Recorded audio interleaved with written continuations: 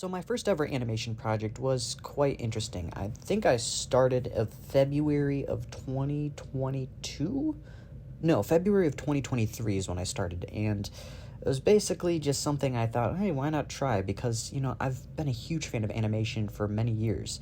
In fact, when I was 6 years old, I think my earliest memory of wanting to do something in the animation industry or do something in that field would have to be when I was 6 years old, and I was at my grandparents' house, and they turned on Bambi for my sister, cousin, and I to watch, and I was just fascinated, not with Bambi, but with on the DVD settings, there was, an extra documentary that, showed the making of Bambi, and I found that so fascinating, and I'd watch it over and over again. I think I've talked about that on a previous YouTube video, but anyways, I love animation, and I think the end goal for me in life is to make animated movies, not necessarily become an animator, but I think that's one of those middle steps, and stepping stones in order to get to my goal. Obviously is to learn how to animate if I'm making animated movies, so I told myself that I would give it a shot at some point.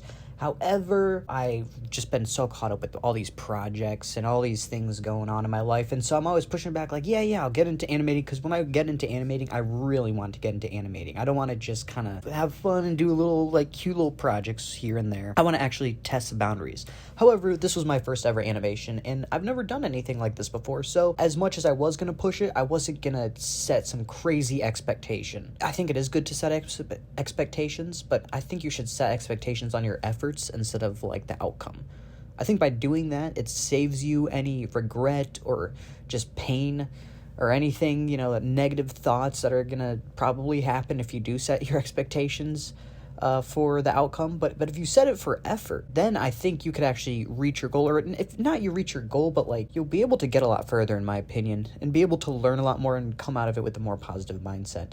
But anyways, let's talk about the actual piece here. I feel like I've been rambling for a while. This was kind of inspired by one of my favorite animated movies of all time. Actually, my favorite animated movie of all time is called The Tale of Princess Kaguya. It's a Studio Ghibli movie, and the reason why I love it is, one, it's my favorite director in the world, not Hayao Miyazaki, the other one. And they did a special thing with it. Something that, I think this is the most amount of money anyone's ever spent on an animated film. And then it also took 8 years, and the way the guy went about it was just really fascinating to me. But that could be an entire podcast or an entire series if I want it to be. So let's just cut it short and say that I really like the style of this movie, because it was all done with, the initial pencil sketches were kind of the guidelines for everything.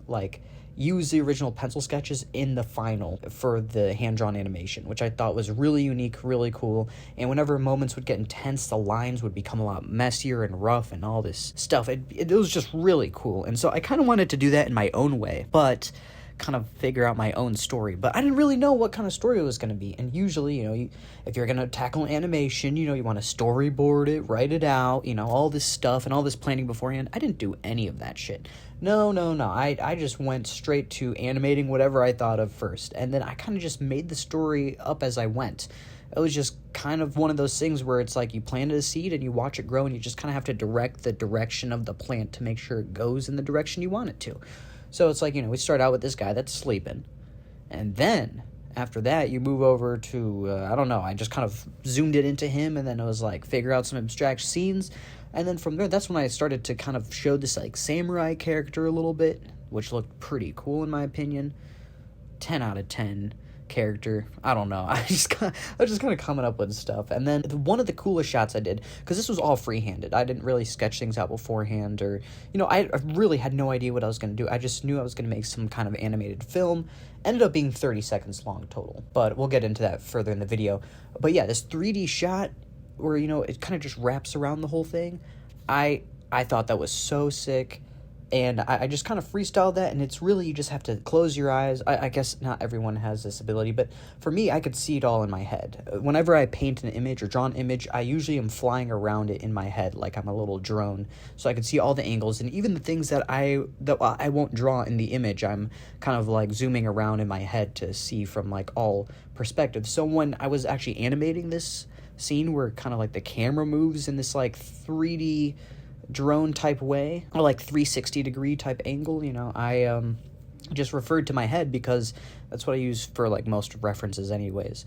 And then after that, a lot of these other scenes are really easy. It's just you kind of have to come up with a loop of 2 to 6 frames or whatever, and let it play out, and, you know, you could extend it to, you know, make it as long as you need to be like little filler scenes within other scenes to kind of connect the dots between everything. But yeah, I think it all came out really well. I really like how still imagery is also so, I don't know, there's just so much to talk about with this.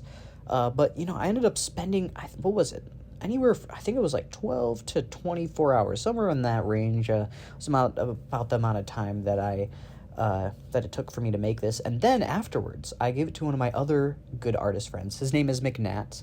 I met him on Twitter. Really cool guy. I've talked to him for a while, and, you know, he's really, really good musician. He's also a great artist, but he's also a great musician. And so, you know, this is like a digital thing, right? And it's like, well, how am I going to make money off of this, right? I'm a full-time artist. I need to make money, right? So how am I going to do that with this animation that only exists on my iPad? And I turned to the one thing that most of you people probably despise because of the media, which is NFTs. Except it wasn't just like your normal NFT where, you know, something happens, a million otters die because of the carbon monoxide going into the ocean or whatever. Wasn't anything like that. It was on this other platform called Solana where it's carbon neutral, you know, and all this stuff. It's actually like way healthier for the environment.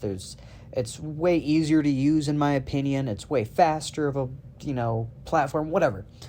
Yeah, so I ended up actually doing a collaboration where he made the music, McNatt, and then I did the animation.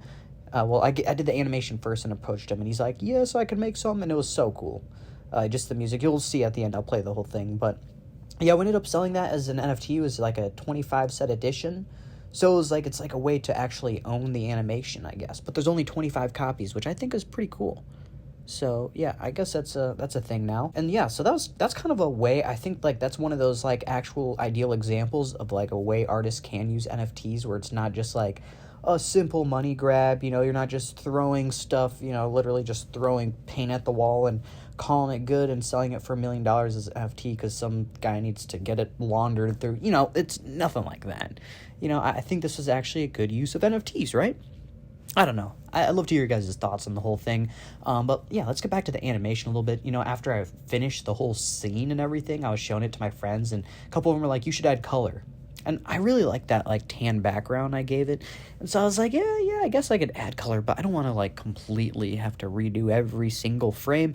So I decided to add color in just, like, a few parts here and there. So it's like, you know, the laser beam that's shooting from the satellite is, like, a yellow, and, you know, the moon is, like, red, and I don't know, just a couple of things here and there. I thought I could kind of freak in a couple different ways, and yeah, and I think I ended up turning out pretty cool. I mean, the style is just very rough, you know. It's one of those things, I think it's really important as artists to not only take the time and spend a lot of time on one piece, but also spend as little time as possible on certain pieces. Especially when you're out in public and you're just kind of drawing what's in front of you, just try drawing as fast as possible. Don't care about how it's going to turn out or anything. And I think just the energy of those lines that you make are so much more powerful than something you could spend an hour on hyper-focusing only to come out with this, like, kind of chicken-scratched, unconfident, lined image, you know? You could instead do something like this, and it'd be super cool. And yeah, so anyways, that's kind of what I did.